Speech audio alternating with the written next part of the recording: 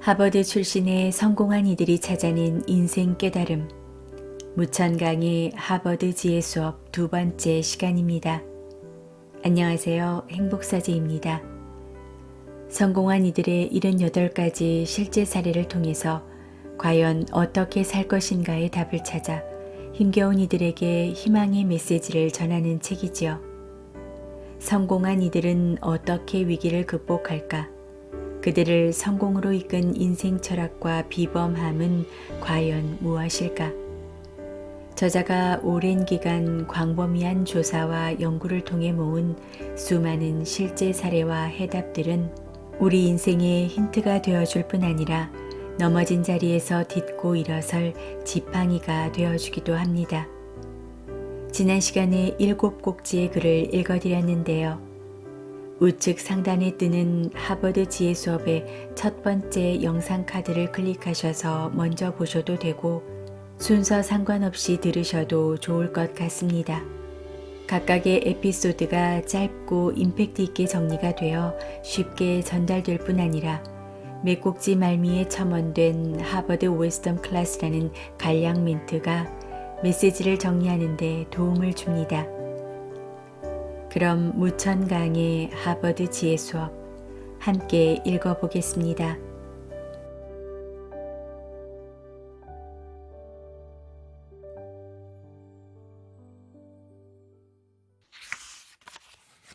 타협할 줄 아는 것은 지혜의 산물이다.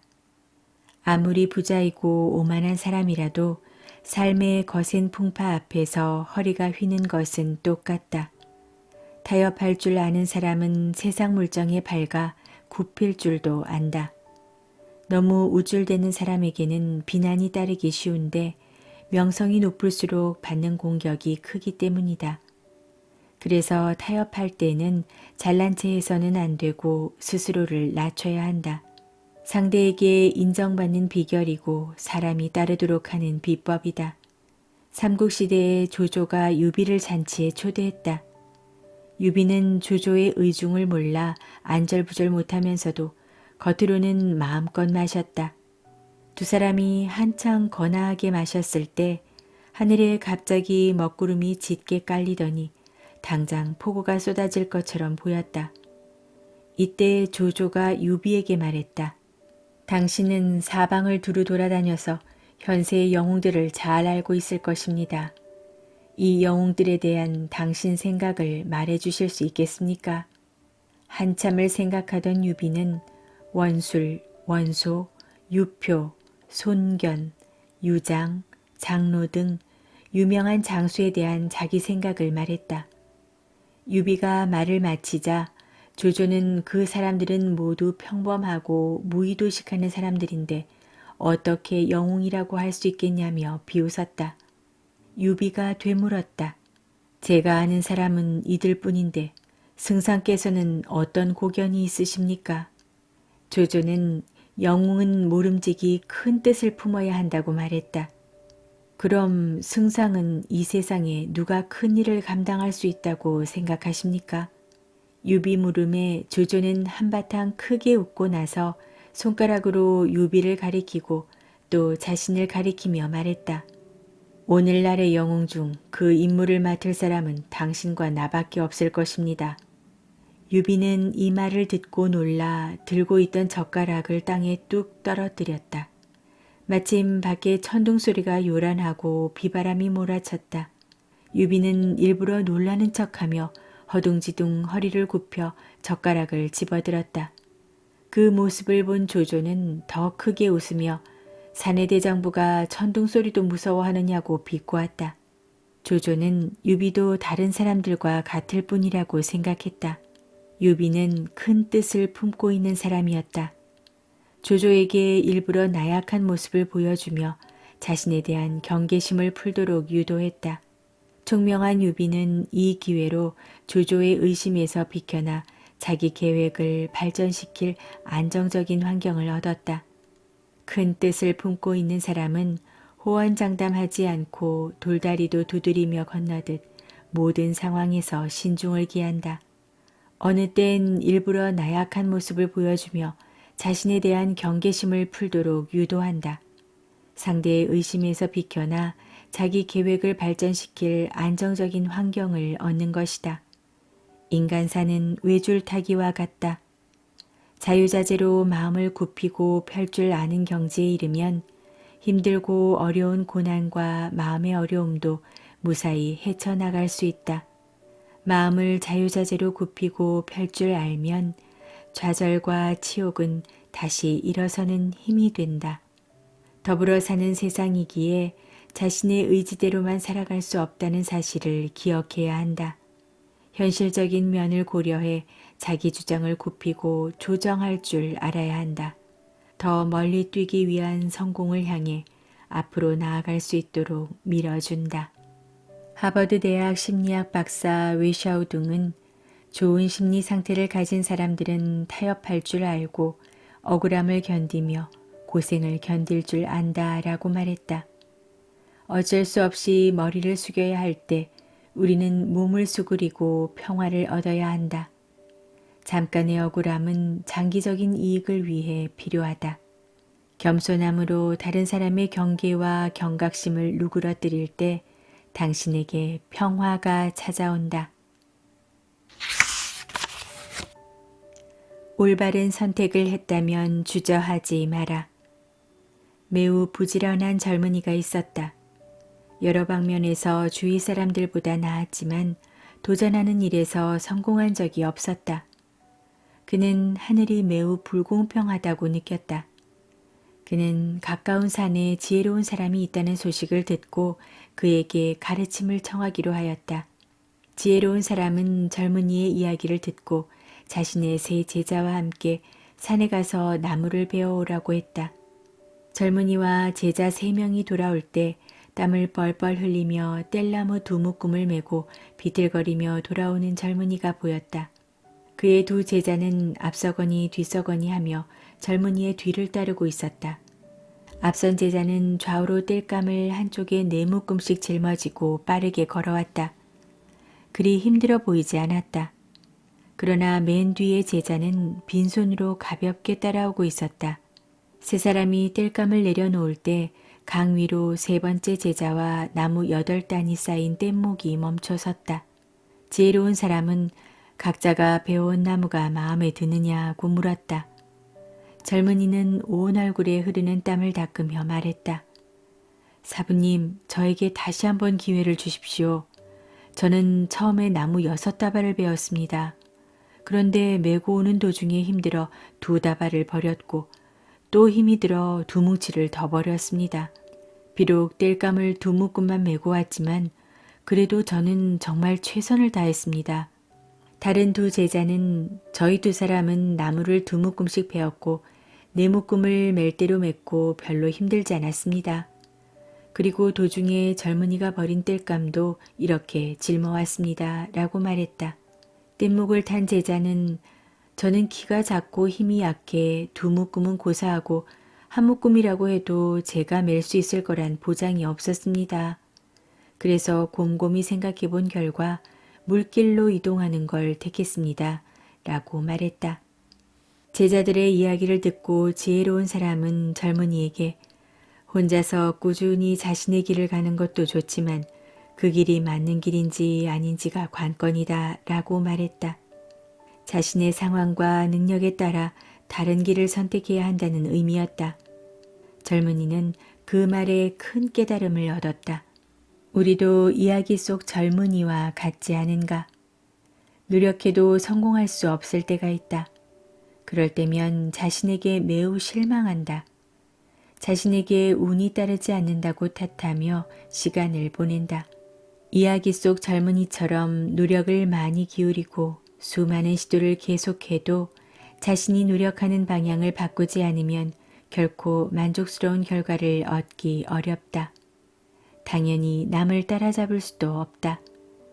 자신이 할 수 있는 일이 무엇인지, 해낼 수 없는 일이 무엇인지 분명히 알자. 선택은 중요도에 따라 비중이 다르지만 모든 선택이 다 중요하다. 선택은 방향성을 가지고 있기 때문에 선택하면 그 방향으로 가야 한다는 것을 의미한다. 만약 도중에 후회하고 되돌아간다면 그동안 쏟아부은 노력은 헛수고가 된다. 만약 그 길의 끝에서 원하는 결론이 아니라는 것을 깨닫는다 해도 그땐 이미 늦은 뒤다. 그러므로 모든 결정을 내리기 전에 신중해야 한다. 옳은 길을 선택해야만 원하는 성공을 얻을 수 있다. 이미 한 것, 지금 하는 것, 앞으로 해야 할 것에 대한 확신을 가지자. 자신을 위한 올바른 선택을 할 수 있다면 미래를 움켜쥘 수 있다.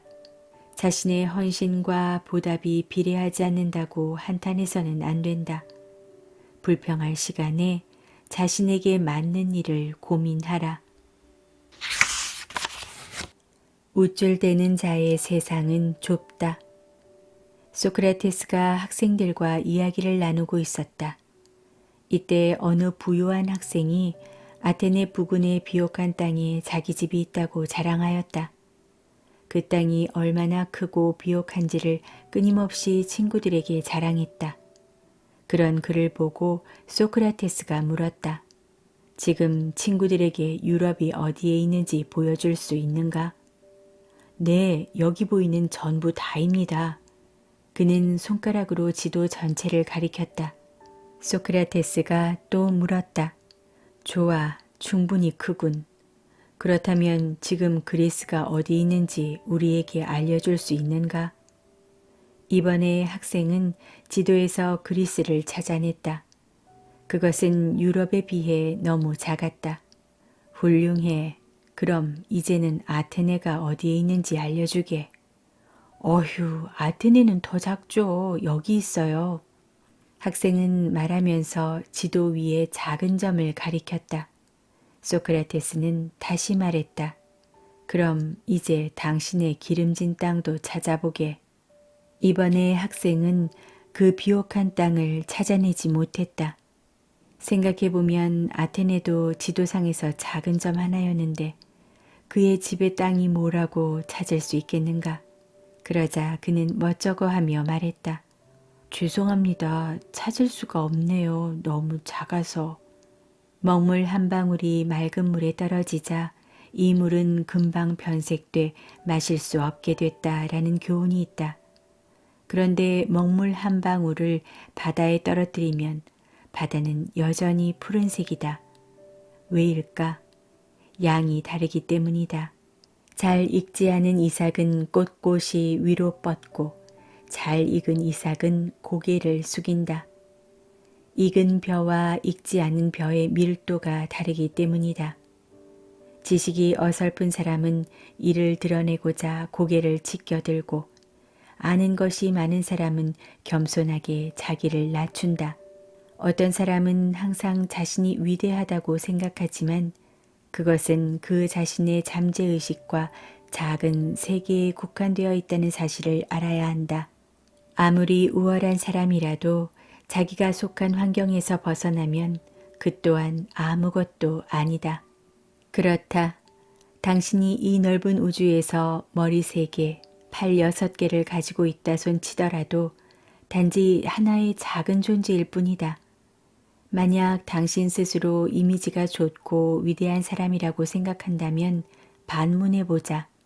이 세상에 내가 없으면 안 되는 일이 있을까? 아니면 없을까? 답은 분명하다. 뛰는 놈 위에 나는 놈이 있다. 그렇다고 스스로 먼지처럼 느끼지 마라. 당신이 맡은 역할이 다를 뿐이다. 사람과 사람은 모두 평등하고 하늘은 공평하다. 자기의 세계 안에 갇히지 말자. 그 세계 안에서 보이고 들리는 것만이 전부는 아니다. 우쭐거림은 자신이 모든 것을 안다고 생각하는 데서 나온다. 외부에서 보기에 우스워 보이는 것이다. 늘 겸손함으로 다른 이의 경험과 다른 분야의 지식을 언제든 탐해야 한다. 그래야만 자신의 시야가 확장되고 세계관이 넓어진다. 사회를 통찰할 수 있는 능력도 여기서 나온다.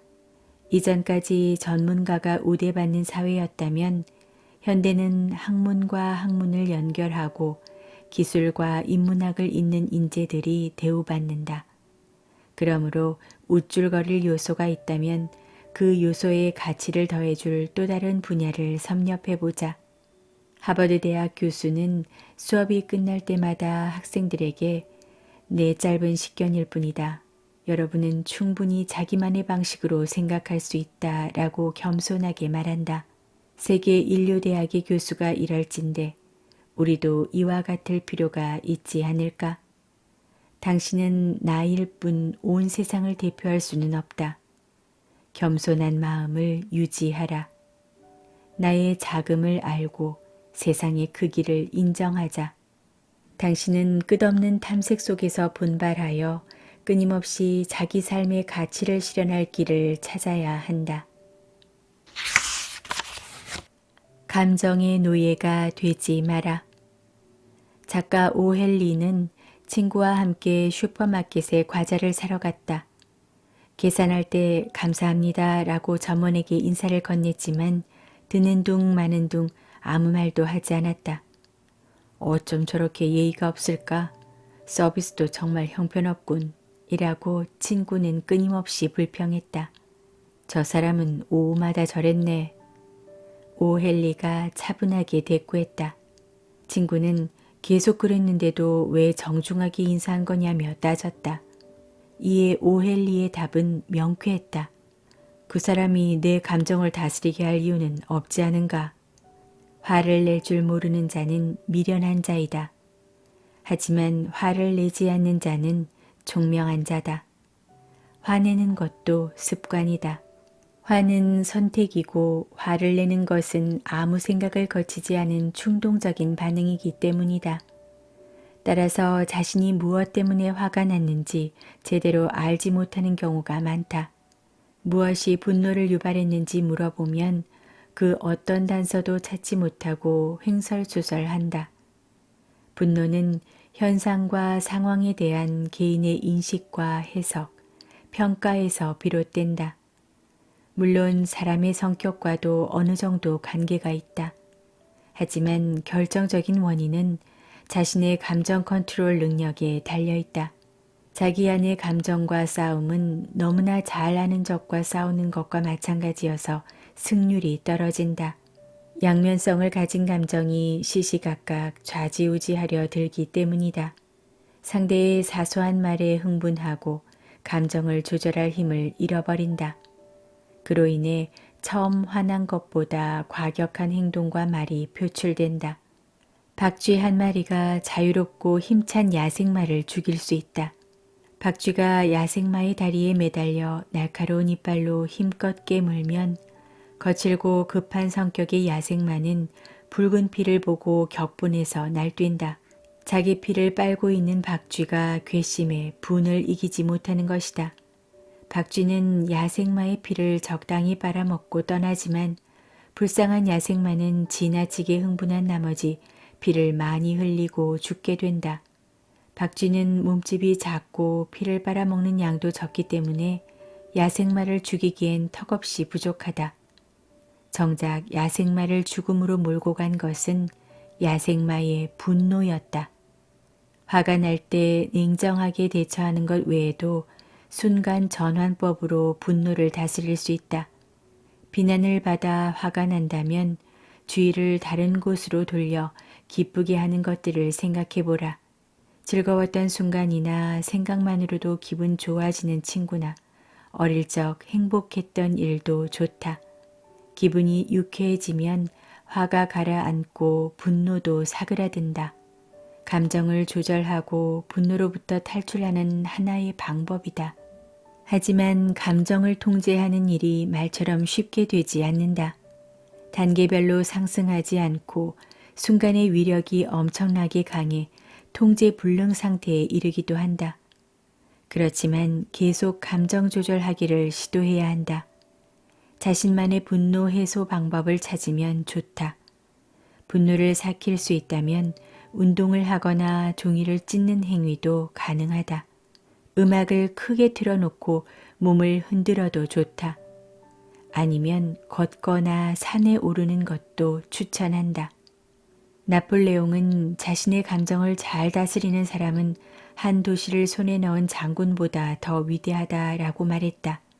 하버드의 심리 전문가 피아제 역시 우리가 부정적인 감정의 폭발을 완전히 통제하는 것은 매우 어려운 일이지만 그래도 열심히 시도해야 한다라고 말했다. 화가 날 때면 적절한 방법으로 분노를 해소할 수 있어야 한다. 다른 사람을 감정 쓰레기통으로 삼는 것은 가장 미련한 방법이다. 차라리 음악을 듣고 일기를 써라. 그래도 해소가 안 된다면 달려라. 두려움은 약한 사람만 정복한다. 닐리는 철도공사의 배차원이다. 그는 열심히 일하며 항상 맡은 바 책임을 다했다.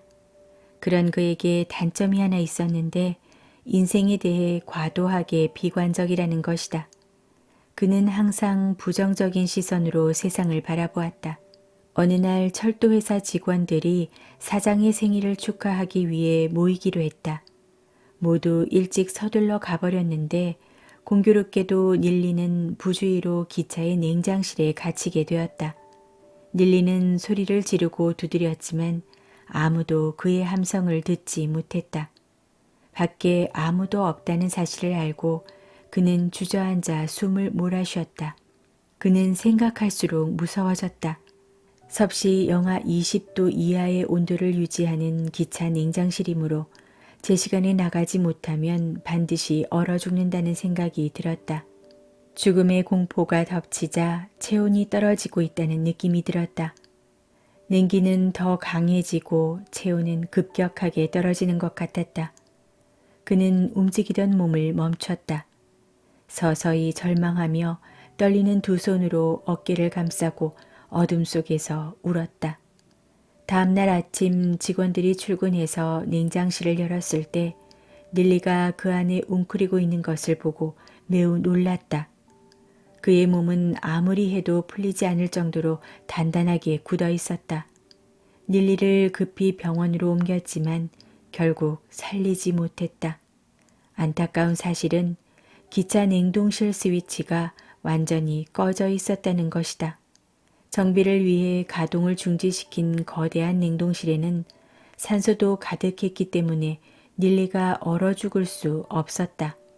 닐리는 냉동실 온도가 아니라 자신의 마음이 얼어버려서 죽은 것이다. 그는 냉동실 온도는 낮고 나가지 못하면 죽을 것이라는 생각에 살아나갈 엄두조차 내지 않았던 것이다. 두려움은 싸우거나 도망치거나 둘 중 하나의 반응을 보이게 하는 특성이 있다. 대부분 도망치는 길을 택한다. 위험한 상황에 빠지지 않으려는 심리이다. 두려움이 안전을 추구하게 하고 위험에 대비하게도 한다. 하지만 두려움이 강해지면 우리는 모험을 멈추게 하고 심지어 더 큰 위험에 빠뜨리기도 한다. 극심한 두려움은 낭떠러지 끝에 선 것처럼 옴짝달싹 못하게 만든다. 하버드 대학을 졸업한 미국 32대 대통령 프랭클린 루스벨트는 우리가 두려워해야 할 유일한 것은 두려움 그 자체입니다 라고 말했다. 영부인 엘리너 역시 두려움을 인간의 가장 큰 약점으로 꼽았다. 그녀는 하루에 한 가지씩 자신이 두려워했던 일을 하라는 실제적인 도전을 제시하기도 했다. 성공한 멘토들의 사례를 살펴보면 그들은 두려움을 피한 사람이 아니라 두려움을 극복하고 성공을 이끌어냈다. 두려움은 약한 사람에게 찾아든다. 자신을 믿지 못하는 사람에게는 두려움을 이겨낼 힘이 없다. 또한 두려움이 한번 찾아들면 피하기 어렵다. 어려움에 대한 두려움, 미래에 대한 두려움, 인간관계에 대한 두려움. 두려움은 생각할수록 커지고 위험성은 높아진다. 두려움을 따지는 것은 당신의 상황을 더 악화시킬 뿐이다. 그러므로 두려움에서 오는 온갖 부정적 영향을 극복할 수 있도록 긍정 마인드를 기르자. 두려움을 정확하게 인식해야 당신은 용기 있게 두려움을 마주할 기회를 가질 수 있다. 하버드에는 두려움 때문에 주저하지 말고 앞으로 나아가는 것이 두려움을 없애는 가장 좋은 방법이다 라는 격려의 말이 있다. 자기 내면에 있는 두려움을 직시하고 제거하는 법을 배우자. 그래야 삶의 낙원에서 우리에게 필요한 것을 얻을 수 있다. 행복을 느껴야 인생을 즐길 수 있다. 불행을 겪은 여인이 슬프고 절망적인 마음에 투신 자살을 결심했다. 결혼한 지 5년 된 남편이 그녀를 떠나버리고 유일한 정신적 지주였던 어린 아들마저 뜻하지 않게 죽었기 때문이다. 그녀는 사는 것이 무의미했고 죽느니만 못하다고 생각했다. 그녀는 강에 몸을 던졌다. 그때 늙은 뱃사람의 도움으로 살아나게 되었다. 여자는 왜 죽을 권리조차 박탈하느냐며 울먹였다. 늙은 뱃사공이 젊어 보이는데 아직도 인생이 많이 남았지 않소. 어찌 이렇게 쉽게 죽으려 하오? 라며 물었다. 그러자 여인은 울며 불며 자신의 처지를 하소연하였다. 사공은 가만히 여인의 이야기를 들어주고는 그렇다면 5년 전 당신은 어떻게 살았을까요? 라고 물었다. 여인은 결혼도 안 했고 남편도 아이도 없어 걱정 없이 살았다고 했다. 그럼 그때의 당신과 지금의 당신은 뭐가 달라졌죠? 운명의 신이 당신을 다시 5년 전으로 돌려보냈을 뿐이잖아요. 그때처럼 남편과 아이 없이 무탈하게 생활할 수 있겠네요. 뱃사공의 말에 일리가 있다고 여긴 여인은 죽기로 한 자신의 마음을 바꿨다. 여인의 애절한 절망은 자신이 잃어버린 것에 매여 있다. 지난 5년 동안 자신의 행복을 남편과 아이에게서 찾았기에 행복의 버팀목을 잃고 불행한 사람으로 변해버렸다. 가족에게 자기 삶을 내맡긴 결과이다. 오롯이 자신의 가치에서 행복을 찾지 못한 까닭이다. 현실에도 이런 사람들이 많다. 다른 이에게 의지해 자기 삶을 살아간다. 자기 행복 결정권을 남에게 의존하는 것도 행복 지수가 갈수록 낮아지는 원인 중 하나이다. 칭찬을 갈망하고 인정에 목말라 한다. 상대적인 타인의 감정과 반응에서 자신의 행복을 찾는 것이다. 그렇다면 관계가 단절된 뒤 찾아오는 우울과 공허는 어떻게 채울 것인가? 누군가와 함께 즐거워하고 기쁨을 나누며 행복하기에 그가 운명을 좌우하는 것 같지만 자신의 운명은 항상 자기 손에 달려있다. 행복도 자신에게서 찾아야 한다. 행복감은 당신의 내면에서 나온다. 그것을 외적인 요소와 연관시키면 불행해진다. 행복을 다른 사람이 좌우하게 하지 마라. 자기 행복을 건강한 긍정 마인드로 키워야 한다. 일본의 경영 컨설턴트 마사히로 야스오카는 마음이 변하면 생각이 변하고 생각이 변하면 행동이 변하고 행동이 변하면 성격이 변하고 성격이 변하면 운명이 변한다. 즉 마음가짐이 운명을 결정짓는다 라고 말했다. 자신에게 일어난 일을 마주하는 마음가짐은 자기 인생에 직접적인 영향을 미친다. 행복지수에도 영향을 끼친다. 흔들리는 인생에서 크게 기뻐하고 크게 웃어라. 마음을 가라앉히고 일, 생활, 세상에 임하며 자신의 마음가짐을 잘 돌아봐야 한다. 자기 감정을 잘 조절하고 평정심을 유지해야 마음이 건강해진다. 그로 인해 스스로 빛을 발하게 된다. 사람들은 행복을 갈망한다. 그러나 행복은 자신의 마음가짐에 달려있다. 복잡한 인생의 여정에서 발걸음을 멈추고 마음을 가라앉히자. 마음을 가다듬고 다시 침착하게 출발하면 새로운 길이 보인다.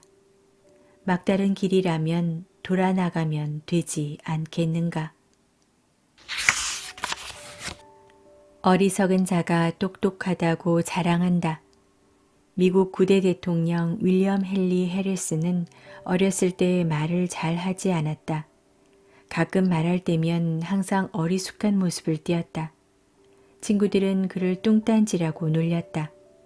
그러나 해리스는 괴롭히는 아이들에게 전혀 화를 내지 않았다. 그러자 점점 많은 사람이 그를 덜 떨어진 아이라고 여겼다. 집 앞에는 해리슨이 얼마나 멍청한지 보려고 하는 아이들이 자주 찾아오곤 했다. 어느 날 아이 한 명이 5센트와 10센트짜리 동전을 바닥에 놓고 해리슨에게 둘 중 하나만 가지라고 했다. 해리슨은 한참을 고민한 끝에 5센트의 동전을 선택했다. 그 모습을 구경하던 아이들이 모두 해리슨을 비웃었다. 5센트와 10센트 동전도 구분 못하는 바보라며 웃었다. 그때부터 아이들은 해리슨을 볼 때마다 이런 장난을 치며 비웃었다. 모두가 웃는 모습을 볼 수 있다는 것을 매우 즐거운 일이라고 해리슨은 생각했다. 그래서 어떤 사람이 동전을 고르라고 할 때마다 언제나 5센트짜리 동전을 들고 기뻐했다. 그 모습을 본 해리슨의 어머니는 5센트와 10센트를 구분하는 법을 알려줄 테니 나중에 그들이 또 너를 놀리면 10센트를 들어서 그들에게 보여주렴 이라고 말했다. 어머니, 저는 10센트짜리를 분명히 알아요. 하지만 만약 제가 10센트짜리 동전을 가져오면 더 이상 저에게 선택하라고 하지 않을 거예요. 재미없어 하겠지요. 어머니는 해리슨의 말을 듣고 매우 현명한 아이라는 것을 알았다. 그를 비웃는 사람들이 사실 어리석은 것이었다. 세상에는 똑똑한 사람이 헤아릴 수 없이 많다. 하지만 정말 큰 일을 해낼 수 있는 사람은 극히 드물다. 오히려 다소 부족하더라도 성실하고 충실한 사람이 성공한다. 지혜가 뛰어난 사람은 일부러 어리숙한 모습으로 경쟁자들의 경계심을 없애고 안전하게 자신의 목표에 도달한다. 그로 인해 경쟁자들은 그의 모습에서 어떤 꼬투리를 잡을 수 없고 정보도 캐낼 수 없게 된다. 경쟁자에게 우월감을 심어주면서 자신은 안전지대로 대피하는 격이다. 우리가 아무리 대단한 능력이 있다 해도 넓고 아득한 우주에서는 큰 바다에 던져진 모래알처럼 미미한 존재에 불과하다. 뛰는 놈 위에 나는 놈이 있듯 능력이 출중한 사람은 헤아릴 수 없을 만큼 많다. 당신이 전문 분야에서 가장 뛰어난 사람이라 해도 다른 분야에서는 열등생일 수밖에 없다. 그러니 스스로를 너무 대단하게 여기지 마라. 늘 겸손하게 상대를 대하고 배우는 자세로 임해야 한다. 겸허한 자에게는 어린아이도 스승이 된다. 진정으로 자신의 미흡함과 세상의 위대함을 이해하면 더 나은 방향으로 인생을 설계할 수 있고 더불어 사는 사회의 가치를 실현할 수 있다. 부디 자신의 똑똑함에 자아도취되지 마라. 만일 상대가 만만하게 보인다면 그는 당신이 생각하는 것보다 훨씬 고수이며 지혜로운 자이다. 하버드 대학은 예로부터 최고의 대학이자 지혜의 상징으로 여겨져 왔다. 그러나 하버드 대학의 교수들은 당신이 얼마나 똑똑한지 자랑하지 마라. 정말 똑똑한 사람은 똑똑해 보이지 않는다 라고 말한다. 진짜 똑똑한 사람은 항상 자신의 지혜를 어리석음으로 포장하고 우둔한 척, 바보인 척 한다. 그러다 적당한 때가 되면 진짜 자신의 실력을 보여준다.